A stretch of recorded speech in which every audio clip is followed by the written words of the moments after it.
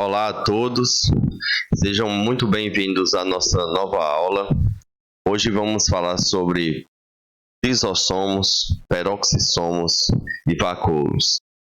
Organelas membranosas, cada uma tem sua função muito bem definida. O lisossomo tem a função de degradação, o peroxissomo, eliminação de espécies reativas de oxigênio, e o vacúolo, especificamente na célula vegetal, tem a função de ampliar o seu tamanho sem gasto para a célula. Primeiramente, vamos falar sobre o vacúolo. Então, o vacúolo, que vem do latim vacuo, são estruturas muito abundantes em células vegetais, que a própria célula vegetal vai gerar como forma de economia de energia, economia de material na hora de aumentar o tamanho dessa célula. Então, o vacúolo é um espaço delimitado por uma membrana que acaba aumentando o volume das células sem aumentar o volume do citoplasma. Então, isso está relacionado com uma economia para a célula. Então, ela pode ser muito grande, sem precisar que esse citoplasma também seja muito grande e os processos de difusão fiquem comprometidos. Então, dentro desse vacúolo, a gente tem algumas substâncias que podem ser guardadas. Substâncias que vão servir para a nutrição da planta ou produtos de excreção, podem conter enzimas lisossômicas, que são enzimas que trabalham em pH baixo, e podem também conter pigmentos da planta, o que é o material que dá coloração, por exemplo, às pétalas de flores. Já nos animais, é muito raro a gente ter o vacúolo, que é muito comum, é justamente no adipócito. Então, o tecido adiposo é muito comum nos seres humanos. Eles têm uma grande gota lipídica de gordura, triglicerídeos, que vai servir, então, para reserva energética do ser humano. A última reserva que a gente acaba consumindo quando falta reserva de carboidrato, que a gente vai consumir essa gordura. Mas o que a gente tem na célula do tecido adiposo, assim como na célula vegetal, é que o citoplasma ele vai ficar comprimido em uma pequena parte da célula, equivalendo em torno de 10% do volume da célula. Um adipócito grande ele tem uma grande gota lipídica que corresponde a 90% do volume celular. Vamos dar uma olhada no que acontece com os protozoários. Vamos tomar como exemplo o paramécio. Isso porque a gente tem a possibilidade melhor de visualizar no paramécio esses vacúolos. Então, nessa imagem, a gente já pode ver o funcionamento do vacúolo digestivo e do vacúolo excretor. Os dois funcionam na sequência do que o paramécio precisa digerir. Então, ao ingerir uma quantidade de substância, e ele vive no meio aquoso, ele consegue trazer para dentro de si, protegido por uma vesícula, uma quantidade de substância, onde ele vai utilizar enzimas para sua digestão. Depois que tudo que ele conseguir aproveitar como nutriente, vai passar da vesícula para o citoplasma. E esse vacúolo, então, no final vai ser um vacúolo excretor, porque ele vai eliminar todas as substâncias que aquele ser vivo não vai consumir.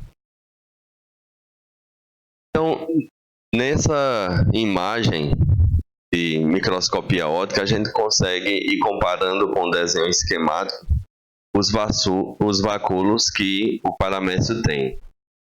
Então, a gente tem o vacúolo digestivo, como a gente viu, e tem também um vacúolo que é chamado de contrátil, ou vacúolo pulsátil, que serve para fazer com que esse protozoário ele consiga controlar a sua quantidade de água no seu interior, porque ao ingerir água, junto também com os alimentos, ele começa a processar,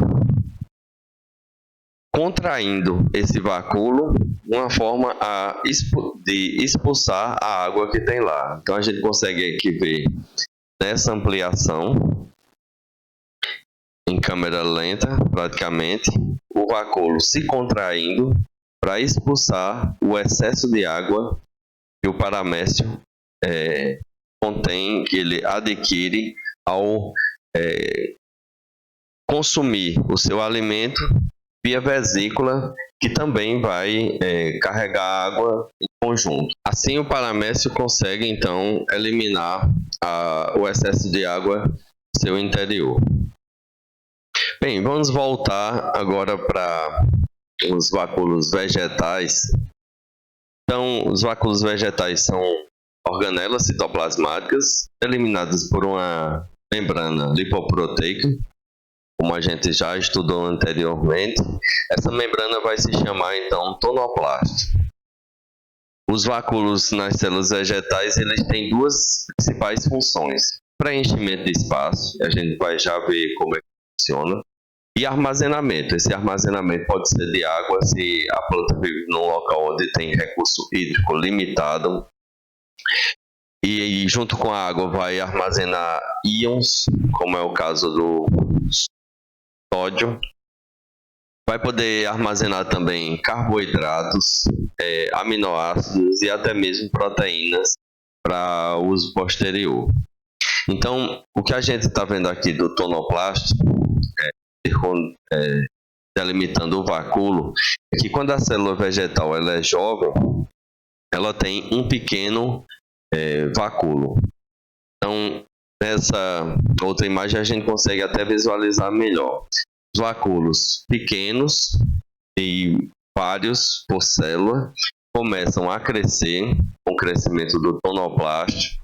Eles vão se desenvolvendo, acumulando material, se for o caso, e ao crescer, essas membranas começam então a se fundir, até que todos se fundem em uma única vesícula grande que mantém a célula, o citoplasma da célula adulta, o tamanho da célula jovem, só que comprimida em um espaço menor. Então, o volume cresce sem precisar produzir mais citoplasma daquela célula.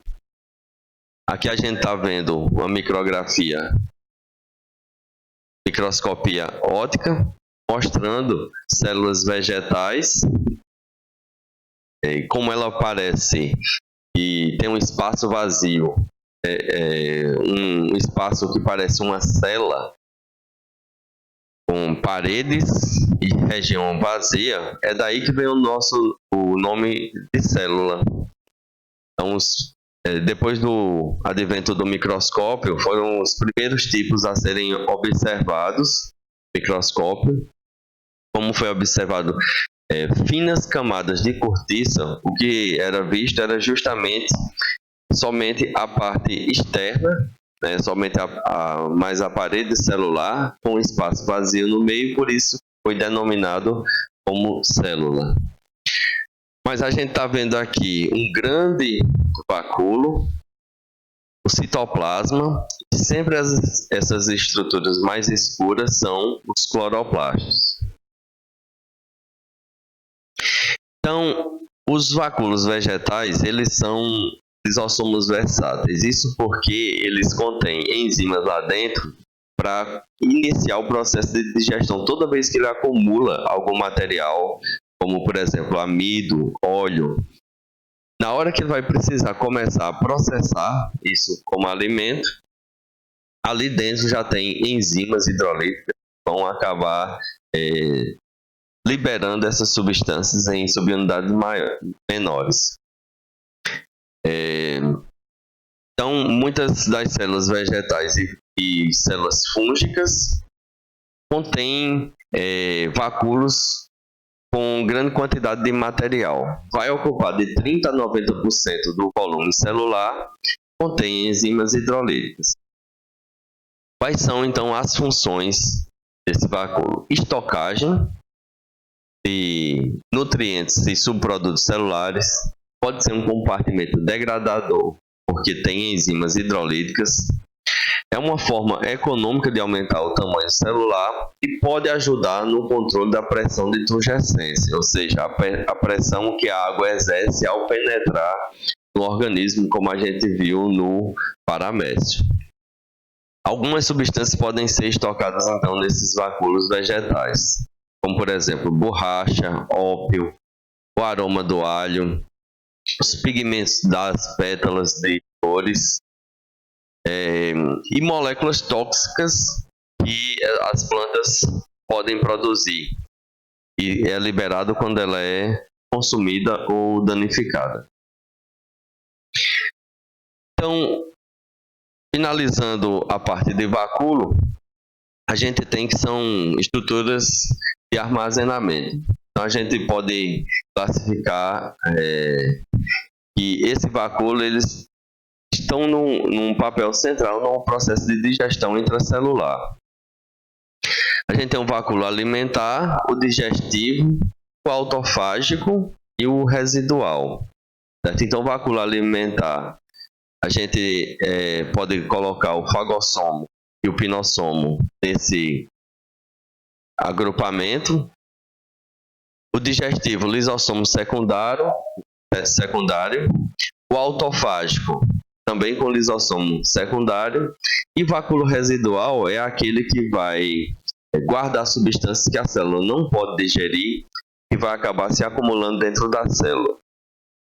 Como a gente tem essa relação de vacúolo e lisossomo, então a gente acabou agrupando esses dois assuntos em uma mesma aula, para fazer a interação entre os dois. Vamos então falar dos lisossomos. Os lisossomos são organelas que contêm enzimas hidrolíticas e são capazes de digerir vários tipos de substância que a célula precisa. Então, alguns processos celulares já são dependentes da ação de lisossomo, como é o caso, por exemplo, da captação de colesterol. Então, toda vez que LDL ou HDL, as proteínas de transporte colesterol, chegam na célula, elas são englobadas em vesículas e depois, ao se fundir com o lisossomo, a parte proteica vai ser digerida, o aminoácido reaproveitado e o colesterol utilizado nas membranas das células. Então, pode trabalhar no processo de digestão de materiais em pequena quantidade, como é o caso do colesterol, mas também pode trabalhar no processo de digestão de uma célula inteira ou até mesmo de uma organela inteira. Então, no final das contas, quando a gente pensa em lisossomo, pensa em digestão intracelular. Então, vamos dar uma olhada nesse processo de lisossomo, essa animação. Então, o que a gente tem aqui é a representação dos lisossomos e a representação de suas enzimas hidrolíticas no interior. Então, o que a gente está vendo aqui é que essas enzimas elas vão ser produzidas lá no retículo endoplasmático, vão migrar em vesículas até o complexo de Golgi e depois de processada no Golgi, elas vão sair em formato de vesículas e ficarem estocadas no citoplasma. Quando há um processo de ingestão, endocitose, então a gente tem um fagossomo. Esse fagossomo se funde então com o lisossomo e tudo aqui dentro vai ser digerido. Isso é uma digestão do que vem de fora da célula. Quando a mitocôndria fica velha, ela também é digerida nesse processo. No entanto, quando a gente está tratando de uma organela, a gente está chamando esse processo, então, de autofagia.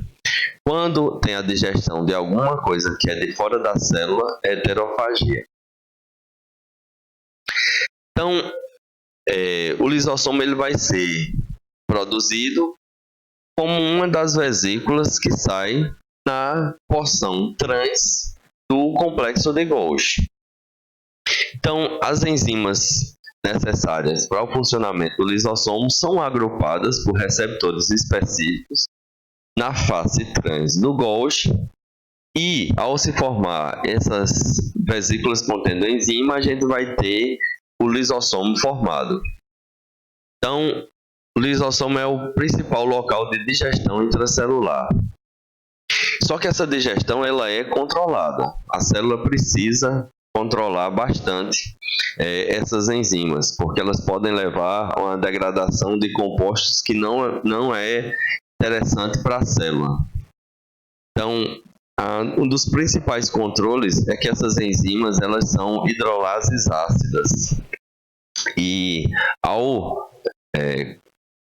a célula controla o funcionamento dessas enzimas apenas dentro do lisossomo, controlando o pH dentro do lisossomo. Além disso, enquanto está passando pelo complexo de Golgi, essas enzimas elas são inativadas a partir de marcações, modificações pós-traducionais, que vão fazer com que elas fiquem inativadas, como é o caso de fosforilação, e essa fosforilação só é perdida, a enzima só é ativada quando chega no lisossomo maduro. Então, o que nós temos lá são hidrolases ácidas, ou seja, enzimas que vão trabalhar em um pH 5, enquanto que o citoplasma da célula está no pH entre 7 e 7,2. Bom, assim como todas as outras organelas que a célula tem, a membrana do lisossomo ela é muito particular. Ela vai conter proteínas de transporte das enzimas que vão chegar até ali e vão conter também proteínas que vão ajudar no reconhecimento do que precisa ser digerido. Então, essas proteínas transmembranas do lisossomo direcionam o seu funcionamento para materiais que precisam ser digeridos pela célula. Então, o que a gente está vendo aqui são micrografias eletrônicas mostrando o lisossomo. Isso que a gente está vendo e tão escuro ali dos lisossomos é por conta da alta concentração de proteína. Então, maior quantidade de concentração na periferia dos lisossomos, isso porque essas proteínas, essas enzimas, que a gente tem 40 tipos diferentes, estão mais associados com as proteínas de transporte, as proteínas cargo, que vão selecionar essas enzimas para o lisossomo. O que a gente está vendo aqui também é que um lisossomo já formado, ele recebe mais enzimas para o seu funcionamento a partir de vesículas que saem do Golgi. Então, ela já tem uma certa quantidade de enzimas e pode receber outras por vesículas que são formadas a partir de seleção na face trans do Golgi e que são direcionadas para o lisossomo também. Então, o que a gente está vendo aqui, citoplasma com pH em torno de 7,2. E aqui dentro do lisossomo, nós temos as hidrolases ácidas, nucleases, proteases, glicosidases, lipases, fosfatases, sulfatases. Todas elas vão funcionar em pH em torno de 5 e isso funciona com gasto de energia. Como é que vai acontecer? Uma bomba de próton, bomba de hidrogênio, ou seja, uma ATPase, precisa pegar o hidrogênio que está no citoplasma e mandar para dentro do lisossomo. Então, pH é o potencial hidrogenônico, ou seja, quanto de hidrogênio disponível nós temos em um local. Quanto mais próton, quanto mais hidrogênio for lançado para dentro do lisossomo, menor será o seu pH. E maior será o gasto de energia para fazer isso. Isso porque a alta concentração de hidrogênio ali, ela vai contra o gradiente de concentração. Então, precisa gastar energia para controlar esse pH no interior do lisossomo. Então, a gente tem várias rotas nas quais o lisossomo vai trabalhar. Vamos exemplificar aqui o que acontece com ela. Bom, uma muito comum que a gente já falou anteriormente é a fagocitose, onde células do sistema fagocitário, nosso sistema de defesa, ele pode englobar, por exemplo, uma bactéria inteira e envolver essa bactéria em uma membrana. Isso vai se tornar um fagossomo e esse fagossomo ele vai se fundir com um lisossomo e tudo ali que tem dentro da bactéria vai ser degradado. Tudo que a gente tem enzima para degradar. Tem também o processo de endocitose. Toda vez que nós temos algumas moléculas que precisam ser englobadas, e eu já citei o exemplo do colesterol, tem um processo de endocitose, onde nós vamos ter a formação de um endossomo primário, depois um endossomo tardio, onde um conjunto de endossomos primários vão se fundir formando um endossomo tardio. Esse endossomo tardio se funde com o lisossomo e aquele material ali vai ser degradado. No caso do colesterol, nesse exemplo, a parte proteica das proteínas de transporte do colesterol vão ser degradadas e o colesterol vai ser liberado para a célula.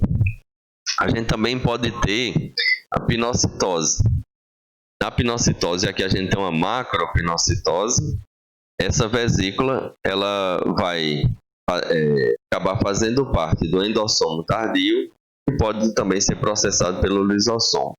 E na autofagia, quando a gente precisa degradar uma organela nossa por inteiro, nesse caso aqui a gente tem a mitocôndria, isso porque a mitocôndria, depois que ela envelhece, ela não pode liberar o seu conteúdo citoplasmático, isso levaria à morte da célula.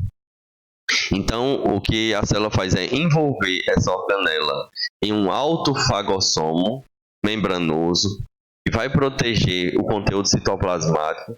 A gente está vendo aqui um autofagossomo, é uma micrografia eletrônica, e que contém uma mitocôndria e um peroxissomo. O peroxissomo está sempre próximo da mitocôndria, já que ele tem a função de eliminar a espécie reativa de oxigênio que são produzidos a partir do metabolismo da mitocôndria.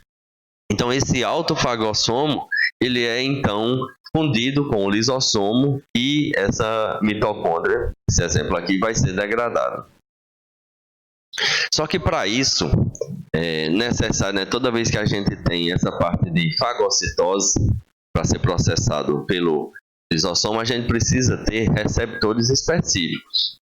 Certo? Então, não é tudo que uma célula vai captar, ou não é qualquer tipo celular que vai captar uma certa substância para ser degradada pelo lisossomo, e ela faz essa seleção a partir de receptores de membrana. Então, se uma célula precisa consumir essa substância aqui triangular, ela tem um receptor específico da substância triangular, ela vai captar a substância triangular.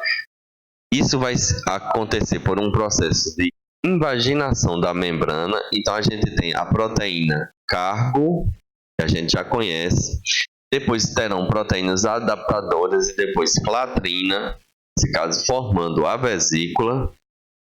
E a vesícula formada vai ter então essa proteína que precisa ser digerida pelo lisossomo. No entanto, pode vir alguma outra molécula inespecífica.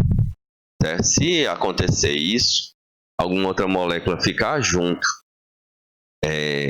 do que precisa ser degradado e a gente não tem enzima para degradar essa outra substância aqui representada em bolinha verde, isso vai acabar ficando acumulado dentro da célula. Então, a gente tem alguns tipos de lisossomo. Então, vamos analisar o lisossomo, que é primário, secundário, o residual e o autofágico. essa imagem mostra para a gente direitinho cada um deles. Então, a gente tem que olhar vamos partir, então, aqui do que a gente tem como certo? Então, vesículas transportadoras para a parte de reciclagem. A gente tem também aqui representado em 2 uma vesícula contendo uma proteína que precisa ser degradado. Então, a gente tem a vesícula de transporte, geralmente isso aqui vai ser mediado, a formação dessa vesícula, por clatrina. Então, a gente tem o material que entra até o endossomo e é então fundido com o lisossomo para sua degradação. Se alguma substância não consegue ser degradada, a gente vai então ter um vacúolo que ele é residual. Ele vai ter ficar guardado no citoplasma certos resíduos que a célula não tem enzima para digerir. Então, algumas substâncias a gente realmente não tem enzima para processar. É o caso da sílica, que eu vou já falar desse exemplo. E aí isso vai se acumular dentro da célula e isso pode provocar doença. Mas toda vez que a gente está degradando alguma coisa que a gente tem enzima, primeiro a gente tem a formação do lisossomo primário, que é um material que foi endocitado. Depois um lisossomo que é secundário, onde já se funde com as enzimas e vai ser processado.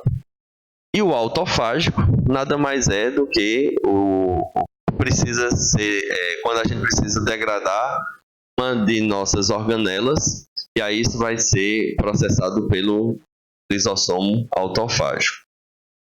Então, nessa imagem dá para a gente ver melhor o processo, como é que acontece. Aqui a gente tem o citoplasma, meio extracelular, membrana plasmática, vesículas formadas por mediação de clatrina dependente de receptores de membrana, vão ser endocitados e, ao se fundirem, vão formar então o endossomo primário.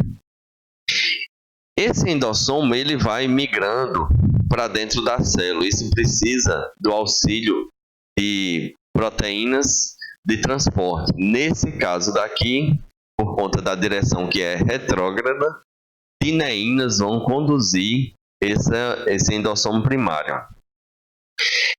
Durante o processamento, esse endossomo primário ele vai receber vesículas vindas do Golgi, e essas vesículas então vão aumentar o tamanho, formando então um corpo multivesicular, até que a gente tenha a formação de um endossomo tardio.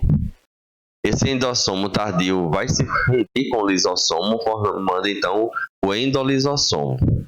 Certo? E aqui é o momento onde vai ocorrer toda a parte de degradação. A gente tem também um endossomo de reciclagem, o que não vai ser processado pelo lisossomo, como por exemplo os receptores de membrana, elas acabam voltando em formato de vesícula, transporte anterógrado, mediado por clatrina, auxiliado a movimentação por cinesinas, e volta para a membrana para ser reaproveitado aquele receptor de membrana. Certo? E às vezes a gente tem isso guardado em um endossomo de reciclagem. Mas no final das contas, esse transporte de vesícula ele é contínuo e sempre auxiliado por proteínas que vão ser trabalhadas, modificadas, processadas no Golgi, que vão ser selecionadas na face trans do Golgi e vão para esse processo de digestão intracelular. Bom, vamos ver um exemplo do que é que acontece com uma enzima, uma hidrolase ácida, que é produzida no retículo endoplasmático e que precisa chegar, então, no lisossomo. Certo? Então, a gente tem aqui o Golgi, na sua face cis, recebendo, então, essa hidrolase lisossômica.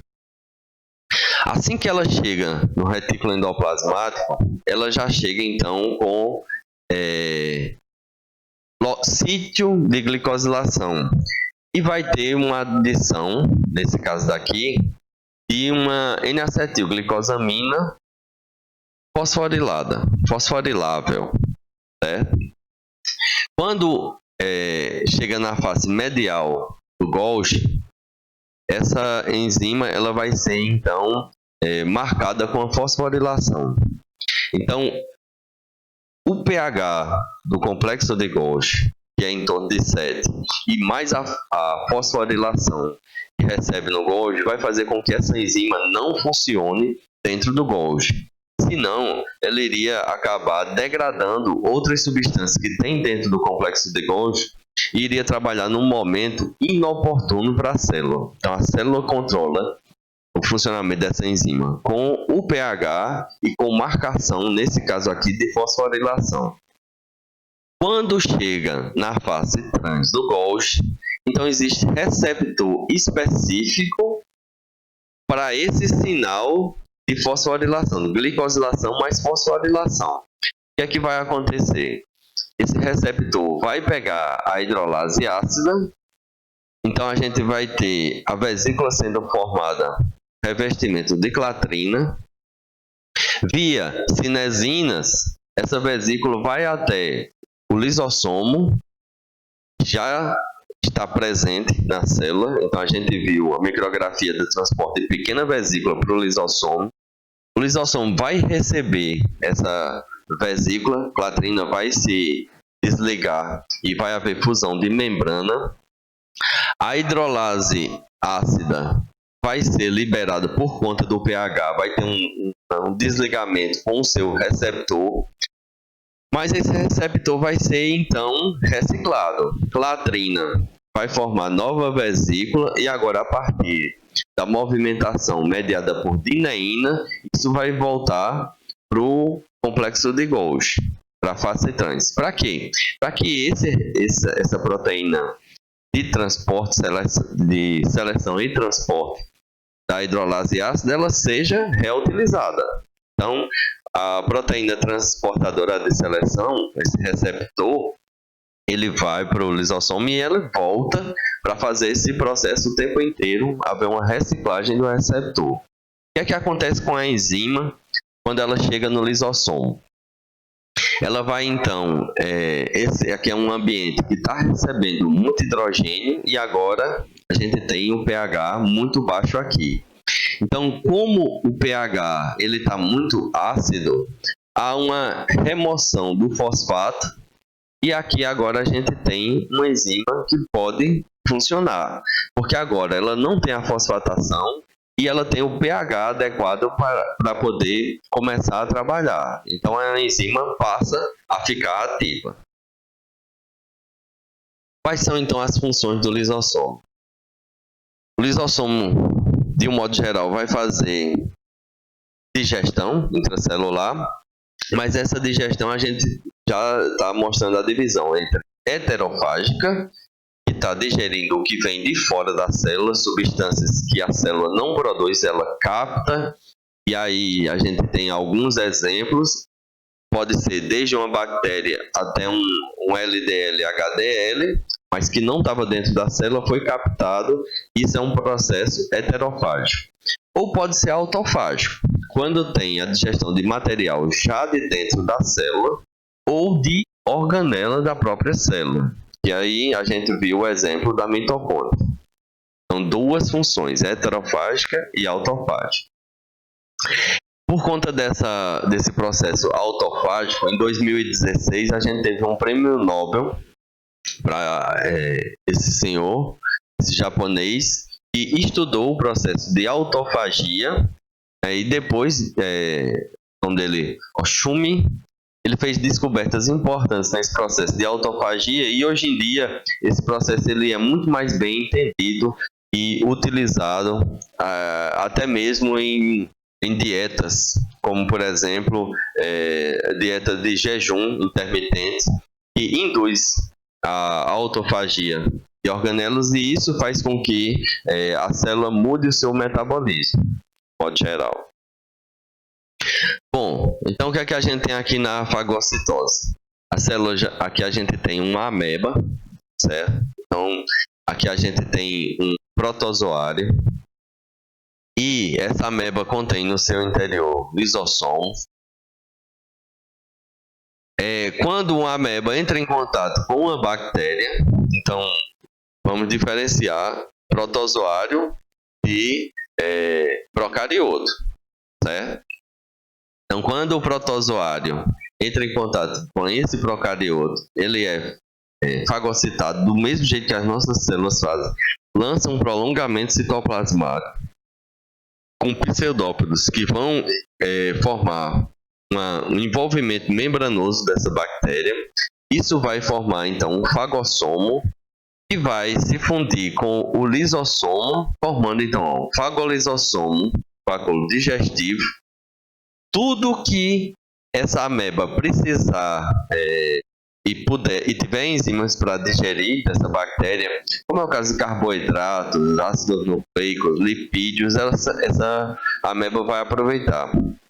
Quando todo o material que ela não vai aproveitar, e um exemplo igual ao nosso, da parede celular dessa bactéria, ela vai liberar isso para o meio extracelular. Vai eliminar isso de dentro do seu citoplasma. Então aqui a gente tem um exemplo de fagocitose, um macrófago nosso ingerindo duas bactérias ao mesmo tempo, dois cocos, mostrando aqui claramente a formação do prolongamento citoplasmático que acaba gerando então esse fagossomo. E aqui nesse exemplo, mostrando dois bacilos sendo englobados pelo lançamento de pseudópodos simultaneamente, e mostrando aqui que a gente vai ter o citoesqueleto cortical de actina, que é quem está formando então esse pseudópodo para englobar a bactéria. Então, mais para frente, em uma aula de citoesqueleto, a gente vai ver exatamente como é que esse processo acontece. Nesse vídeo, então, a gente já viu anteriormente ele, mas aqui a gente está vendo novamente como um macrófago. Ele se movimenta a partir do seu citoesqueleto, seus pseudópodos, e esse pseudópodo também ele vai gerar a captação de bactérias que estão no meio. Tudo isso é digerido pelo lisossomo, e o que não é digerido é lançado no meio. Isso é uma sinalização para recrutar outros macrófagos a virem combater também essas bactérias que estão ali no meio. Bem, apesar de nós termos em torno de 40 tipos de hidrolase ácida, como se a gente tivesse nos lisossomos enzimas para degradar a maioria das coisas que a gente possa vir a ter contato. No entanto, a gente não tem enzima para tudo. Toda vez que a gente não tem enzima para degradar o que foi coletado pela célula, isso vai resultar na formação de um corpo residual, certo? Um vacúolo vai guardar esse material na célula. Se esse contato com esse material for frequente, isso pode levar, inclusive, a certas doenças. Vamos falar um pouco disso. Então, os lisossomos e as doenças relacionadas com ele está mais com a questão da não produção de uma enzima, ou a gente não ter mesmo a capacidade de digerir certas substâncias. Então, toda vez que isso acontece, a célula ela pode entrar em um processo patológico, ou seja, em um processo de doença. Essa é uma das formas. A outra forma é quando realmente essas enzimas elas são liberadas do lisossomo. O lisossomo é rompido por algum motivo. Essas enzimas liberadas elas não vão trabalhar na mesma velocidade, porque o pH não está adequado. Mas se for muita enzima liberada, elas vão acabar trabalhando a velocidade menor, mas vão trabalhar também, e isso pode levar a alguma consequência para as nossas células. Então, vou trazer para vocês um exemplo da silicose, que eu estava falando, que significa o acúmulo de sílica nas nossas células pulmonares. O que é sílica? Então, o cimento ou algum outro material que possa gerar poeira, que possa gerar partículas minerais no ar, a gente não tem para degradar esse tipo de material. Então, o consumo excessivo de poeira, como as pessoas que trabalham na construção civil, estou mostrando aqui, se não utilizar máscara, se submeter diariamente a uma grande quantidade de poeira, pode levar ao comprometimento do seu pulmão. Então, aqui a gente está mostrando o pulmão de uma pessoa que trabalha com muita poeira, que não utiliza máscara, mostrando como é que vai ficando o comprometimento desse pulmão. Ele vai acabar, de certa forma, com o passar do tempo, se for sílica, tendo um encimentamento do pulmão, certo? Vai tendo um processo de fibrose e uma redução da elasticidade desse pulmão, formando então esse processo que a gente chama de silicose. Então, toda essa área escura que a gente está vendo aqui, certo? Então, esse processo todo começa com uma área com um enfisema e acaba gerando uma silicose. Células acumulando sílica no seu interior, ou perdendo o funcionamento. Isso é uma doença por não podermos digerir essa sílica. Um outro exemplo bem claro é o inverso, quando a gente produz enzimas demais. Nesse caso, essa enzima ela pode ser liberada para um espaço extracelular. E aí, na artrite reumatoide, tem desgaste das articulações, extravasamento das enzimas lisossomais. Isso leva a esse quadro, certo? Então, a gente está vendo aqui as mãos de uma mulher deformadas por falta de cartilagem nas articulações. E essa degradação, que seria uma mão normal, com as cartilagens mantidas, tem a manutenção dos dedos em posição reta. Com o desgaste da articulação, então essa mão ela vai perdendo formato, perdendo também sua função, certo? Enzimas que deveriam estar guardadas dentro da célula são extravasadas e levam então à degradação da cartilagem das articulações, que é a artrite reumatoide. A gente tem também a possibilidade da doença de Tay-Sachs, que é uma doença causada pelo mau funcionamento de enzimas, que leva as enzimas das células nervosas a promover lesões graves do tecido neuronal. Isso pode levar a retardo mental e até mesmo a morte ainda na infância. Porque como vai tendo uma degradação dos próprios neurônios, esse paciente ele não chega até a vida adulta. Nem coloquei exemplo de Tay-Sachs porque exemplos bem feios para se mostrar assim. A gente tem também a doença de Pompe, certo? A deficiência da alfa-glicosidase ácida. Então, na doença de Pompe, o depósito lisossômico ele vai ter atividade insuficiente, não vai conseguir, por falta da alfa-glicosidase ácida, ele não vai conseguir degradar glicogênio. Então, todas as nossas células têm glicogênio, a gente tem glicogênio principalmente no fígado para a parte de manutenção da nossa glicemia. Mas para células musculares, por exemplo, a gente tem glicogênio já na célula muscular, porque toda vez que a célula precisa de energia, a gente já tem um glicogênio guardado ali. Se a gente não consegue, por falta da alfa-glicosidase ácida, degradar esse glicogênio ele vai ficar acumulado dentro das células e acumulado dentro desse lisossomo. Isso compromete, inclusive, o funcionamento do lisossomo para outras. Então, aqui a gente tem um exemplo, né, um corte histológico do que acontece. Aqui é uma miofibrila, ou seja, uma célula muscular. E aqui está mostrando glicogênio acumulado nessa célula periférica. E os lisossomos, aqui em grande tamanho, com um acúmulo de glicogênio aqui no seu interior. Por conta dessa doença de Pompe, deficiência da alfa-glicosidase ácida, esse paciente não consegue, então, degradar o glicogênio. Então, como é que isso vai acontecer? Toda vez que a gente tem formação do glicogênio, acumula glicose e forma glicogênio. Esse glicogênio, para ser degradado, para liberar a glicose novamente na nossa célula, ele, então, entra num processo de autofagia, certo? Que agora tem um processo de degradação do que já tinha sido formado dentro da célula. Então, autofagossomo, que vai se fundir com o lisossomo, e ali dentro tem a quebra da união das glicoses, liberação da glicose para o nosso consumo.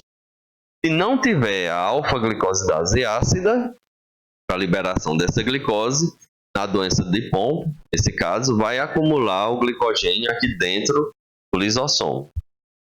Isso pode acontecer em diversos processos, né? O que a gente tem que imaginar é que o que a gente consome, ele não é feito, nem sempre é feito só aminoácido, só glicídio, né? Só lipídio, materiais assim. Geralmente esses materiais eles são complexos, contendo vários tipos de substâncias. Levaria então à necessidade de termos vários tipos de enzimas. Nós temos muitas delas, né? Então, o que acontece na degradação lisossômica normal é que a gente tem a enzima A, B e C, nesse exemplo. Então, a enzima A, ela libera desse complexo a substância cinza. Pega o complexo, contendo a substância amarela, vermelha e cinza, e libera a substância cinza. A B vem, libera a substância amarela. E a C processa a substância vermelha. 3 enzimas de processo. O que é que vai acontecer no caso da deficiência de alguma enzima lisossomal? Então, a gente tem a enzima A, mas a B não funciona. E pode até ter a C no meio. Não vai fazer diferença. Quando a A consegue liberar a substância cinza e a B não funciona, então a substância amarela vai ficar junto com a substância vermelha e isso vai se acumular dentro do lisossomo. Então a C nunca vai conseguir trabalhar por falta da ação da enzima B. Isso vai fazer com que esse material não consiga ser processado também pela C, que dependia da ação prévia da enzima B, certo? A liberar a substância amarela. E aí a gente tem aqui o acúmulo de substância vermelha com amarela. Mesmo tendo a A, vai ter aqui a ocorrência de uma doença por falta de uma das enzimas lisossomais. E aí a gente tem alguns exemplos disso. Aqui o macrófago, que acumula glicosilceramidas, certo? Então ele capta, mas não consegue degradar. Essas são células de Gauch da medula óssea. Isso leva a uma doença, que a gente está vendo aqui, uma criança com o fígado bastante crescido, o abdômen crescido, também por conta dessa doença lisossomal. Vamos então agora falar do peroxissomo. O peroxissomo, ele foi primeiramente descrito como microbodies. Então, Rodin, que descobriu essa organela citoplasmática, ele simplesmente identificou corpúsculos densos contendo muita proteína no seu interior e que eram muito pequenos. Ele não sabia, ainda em 1954, a função disso. Então, ele simplesmente classificou como microcorpos, corpúsculos que ficam dentro da célula que têm uma densidade na microscopia alta, a microscopia de varredura uma densidade muito alta. Só que em 1966, Christian de Duve, investigando o funcionamento desses microbodes, ele trouxe a denominação de peroxisomo. Isso porque ele viu que ali dentro tinha a formação de peróxido de hidrogênio e a degradação do peróxido de hidrogênio. Então a gente tem duas enzimas principais do peroxisomo: as oxidases, que vão pegar a espécie reativa de oxigênio e transformar em peróxido de hidrogênio, e a catalase, que vai processar o peróxido de hidrogênio, liberando água e oxigênio. Processo sem danos para a célula. Já que a gente tem a imagem do Christian de Duve com seu microscópio, e ele então foi quem fez a denominação, ele estudou, entendeu e deu a denominação do peroxisomo. Então, o peroxisomo é uma organela esférica com uma membrana particular que guarda enzimas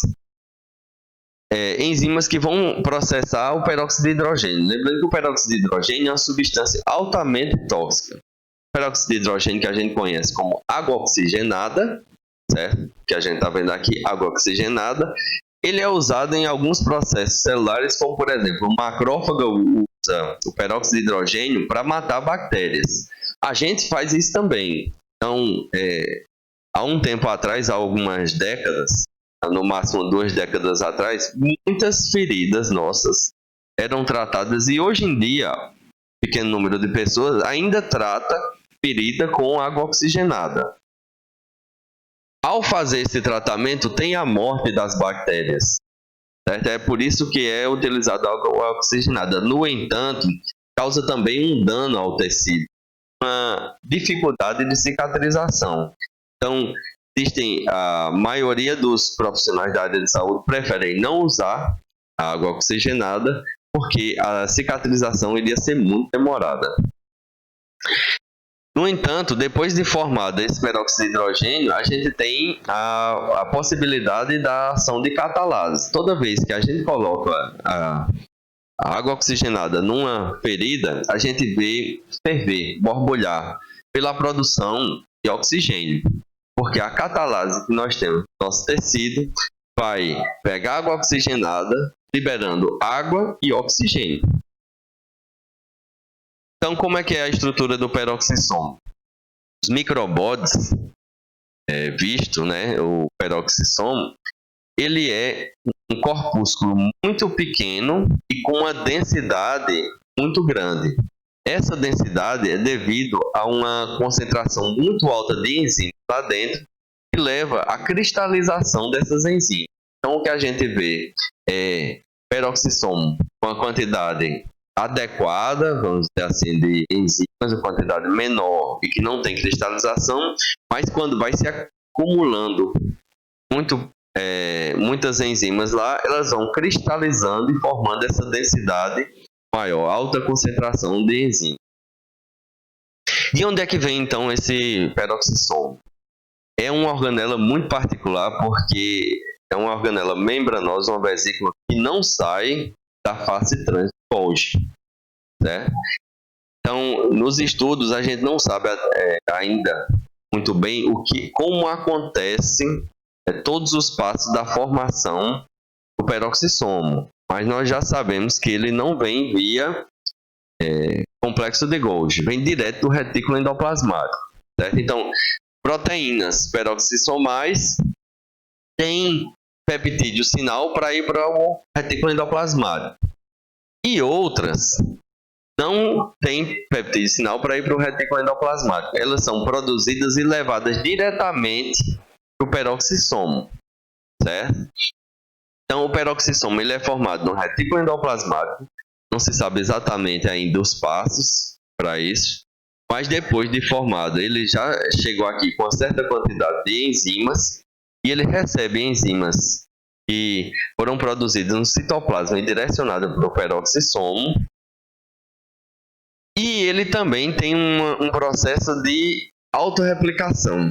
Então, o peroxissomo, depois que ele cresce e acumula muita enzima, ele também, assim como a mitocôndria, ele se divide sozinho e forma 2 outros peroxissomos. Lembrando que não é uma evolução de um micro-organismo, o peroxissomo.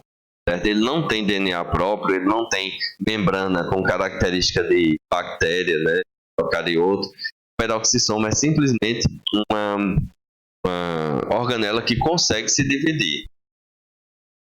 Então, o que a gente está vendo aqui nessa micrografia eletrônica, que é uma mitocôndria, a gente consegue reconhecer pelas cristas mitocondriais, e um peroxissomo que está se dividindo, obviamente, as enzimas que tem no seu interior. Então, aqui a gente consegue ver, na micrografia eletrônica, o processo de divisão desse peroxissomo.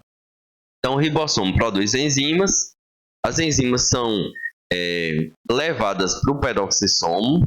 Quando se acumula muita enzima lá no seu interior, ele começa o processo de divisão. É bem interessante a questão do peroxissomo.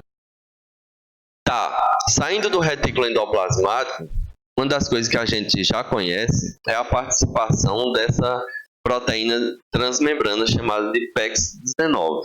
Né? PEX por conta do peroxissomo. E todo peroxissomo tem na sua membrana, e aí proteínas de membrana, lembra que eu já falei, a maioria delas é produzida no retículo endoplasmático. A PEX-19 é uma. E dessa forma que foi identificado que o peroxissomo sai do retículo endoplasmático por conta da formação dessa vesícula contendo PEX-19. Outras proteínas do peroxissomo, tanto de membrana quanto de enzimas que vão funcionar no seu interior, são produzidas no citoplasma e direcionadas então para esse peroxissomo. Quando ele acumula muito disso, então tem uma divisão desse peroxissomo e multiplicação, então gerando peroxissomos filhos. Os lipídios do peroxissomo, para que aconteça esse crescimento daqui, já que ele não está recebendo vesícula que venha a aumentar essa membrana, esse aumento do tamanho da membrana ocorre pelo transporte de fosfolipídios. Então, a membrana do retículo endoplasmático doa via proteína transportadora fosfolipídios para essa membrana receptora, que aqui nesse exemplo é do peroxissomo. Quais são então as funções do peroxissomo? Oxidação de substâncias na presença de oxigênio molecular vai gerar a possibilidade de espécies reativas de oxigênio. Certo? Então, existem também alguns outros objetivos. Em células vegetais, o peroxissomo ele ajuda na conversão de lipídios em glicídios. Certo? Quando a semente oleaginosa precisa germinar, essa célula em desenvolvimento precisa de carboidrato, e aí esse óleo ele pode ser convertido a carboidrato com auxílio de enzimas peroxissomais. Além disso, o peroxissomo ele auxilia a beta-oxidação dos ácidos graxos. O que é beta-oxidação? Então, a alfa-oxidação é a oxidação da glicose, né, de glicídios pela mitocôndria. E a beta-oxidação é a oxidação de ácidos graxos. Só que a mitocôndria não tem a capacidade de processar todos os ácidos graxos.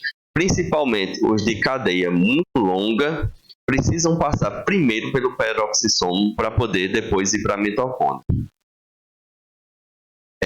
Então, nos animais, os peroxissomos eles intervêm em processos catabólicos e purinas, oxidação do etanol e outras substâncias, e também processos anabólicos, como síntese de ácidos biliares e síntese de colesterol. Nessa imagem, a gente tem aqui uma célula vegetal, a gente está vendo aqui o seu vacúolo, o peroxissomo, certo? Bastante grande e contendo muita enzima no seu interior, e a gente está vendo aqui um cristal formado. Aqui a gente tem uma mitocôndria e um cloroplasto, certo? Aqui a gente está vendo ainda em célula vegetal gotas lipídicas. Para que essas gotas lipídicas consigam ser processadas, a gente tem aqui glioxissomos. O que é que são glioxissomos? Nas células vegetais a gente tem peroxissomos especiais conhecidos como glioxissomo. Nas células das folhas vão auxiliar o processo de fotossíntese e também vão auxiliar na degradação dessas gotas lipídicas das plantas, das sementes de planta. Então, função do peroxissomo: degradar compostos tóxicos que é produzido a partir da nossa respiração. Toda vez que a gente respira, a gente produz espécies reativas de oxigênio. Essa espécie reativa de oxigênio, como ela é reativa, ela tem a capacidade de interagir com outras moléculas nossas e levar à oxidação delas, como por exemplo, DNA. Então, nossas células, elas acabam envelhecendo mais rápido ou gerando para si próprio substância tóxica toda vez que respira. Então, respiração causa envelhecimento. E é por isso que muitas vezes é tão difundido a necessidade do uso de antioxidantes, para que a gente auxilie a nossa célula a não sofrer tanto com a ação dessas espécies reativas de oxigênio. No entanto, a gente tem organela que trabalha só para isso, só para degradar espécies reativas de oxigênio. Então, produtos que precisam ser degradados, eles são selecionados por uma proteína chamada PEX5. Lembra que eu falei da PEX19, da transmembrana no peroxissomo? Aqui a gente tem outra proteína específica do peroxissomo, que é a PEX5. Então, a PEX5 ela ajuda na captação de catalases e oxidases que vão processar o peróxido de hidrogênio. Então, o que é que a gente vai ter aqui? Complexo de proteínas formando um poro no peroxissomo. Aqui a gente tem um peroxissomo citoplasma. E aí a gente tem diversas proteínas aqui de membrana com suas denominações. PEX4, 22, 10, 12, 8, 13, 14. E elas vão dar a característica necessária para o peroxissomo reconhecer o que precisa ser degradado. Aqui a gente está vendo o exemplo de uma molécula qualquer que precisa vir para o peroxissomo, e a PEX5, a função dela ela estava ancorada aqui na PEX4, ela vai para o citoplasma, reconhece o que precisa ser levado para o peroxissomo, deixa aqui nesse poro translocador e se ancora aqui depois na 14. Como é que a PEX5 reconhece o que é que precisa vir para o peroxissomo? Ela reconhece um peptídeo sinal que agora não está no início da proteína, está no fim da proteína, que é uma sequência muito simples. Serina, os 3 aminoácidos, serina, lisina, leucina. Reconheceu esse peptídeo sinal na parte final de uma proteína, como é o caso das catalases e oxidases, a PEX5 recruta e traz aqui para o peroxissomo. Então, o funcionamento do peroxissomo, simplificadamente, mostra para vocês como é que acontece. Toda vez que a gente tem produção de metabólitos ou processa metabólitos, a gente tem a possibilidade de fazer espécie ativa de oxigênio, como está aqui exemplificado o ânion superóxido. Então, as oxidases que estão no citoplasma são recrutadas para o peroxissomo, vão acabar processando essa espécie reativa de oxigênio, gerando então peróxido de hidrogênio. Junta essa espécie reativa de oxigênio com água e gera uma água oxigenada. Isso acontece também no citoplasma, só que se uma água oxigenada, um peróxido de hidrogênio é produzido no citoplasma, também é captado pelo peroxissomo. Então a gente tem aqui nosso peróxido de hidrogênio, nossa água oxigenada. Ela é então processada por catalases, certo? E essa catalase simplesmente agora vai liberar água e oxigênio molecular, transformando o que antes era tóxico em uma molécula que pode ser utilizada no próprio metabolismo da célula, certo? Então ela limpa a célula dessa espécie reativa de oxigênio. Já a beta-oxidação que eu mencionei acontece da seguinte forma: a gente tem no peroxissomo algumas enzimas que podem degradar lipídios de cadeia longa, né? Ácidos graxos de cadeia muito longa que contém 24 ou mais carbonos na sua cadeia carbônica, não conseguem ser processados pela mitocôndria. Então, primeiro é processado pelo peroxissomo, reduzindo a quantidade de carbono para em torno de 22. Então, quando tem ali no máximo 22, a mitocôndria pode pegar esse lipídio de cadeia longa, usar na beta-oxidação e gerar energia para a gente, gerar ATP para a gente.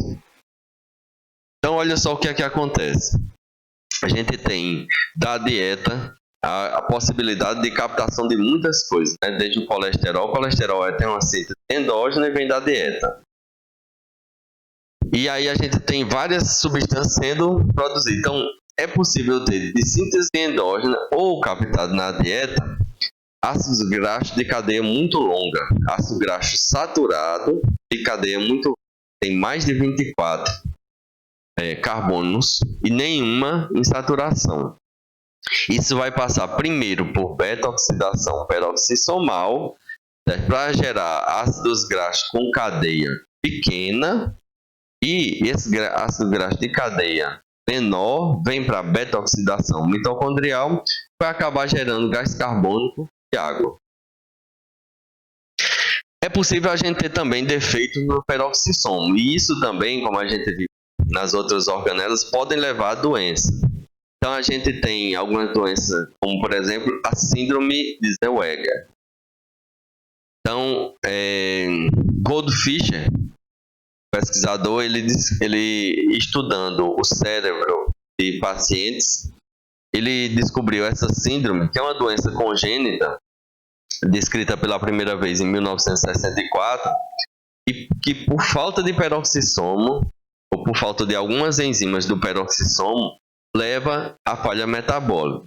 Uma das principais mutações que a gente tem nesse caso é mutação na PEC5, certo? Aquela proteína que iria recrutar o que está no citoplasma e levar para o peroxissomo. Então, o que é que acontece com essa doença? Aqui a gente tem o exemplo de uma criança com acrocefalia. Certo? Então, o cérebro dela tem um volume maior do que o normal, levando ao aumento do volume da cabeça da criança, por falta da ação de peroxissomos. Então, como não tem os peroxissomos para fazer a degradação de ácido graxo de cadeia muito longa, existe um acúmulo, né, um depósito de lipídios no cérebro, como no exemplo dessa criança, fazendo com que esse acúmulo de lipídios aumente o volume cerebral, reduza essa função cerebral, levando então a essa síndrome de Zellweger. Bem, essa foi a nossa aula de hoje, na qual nós vimos lisossomo, vacúolo e peroxissomo, que tem particularidades e similaridade na sua função, principalmente a função de ação de enzimas, e que a gente agrupou tudo em uma aula só para poder estudar essas 3 organelas de uma única vez. Então, até a próxima aula.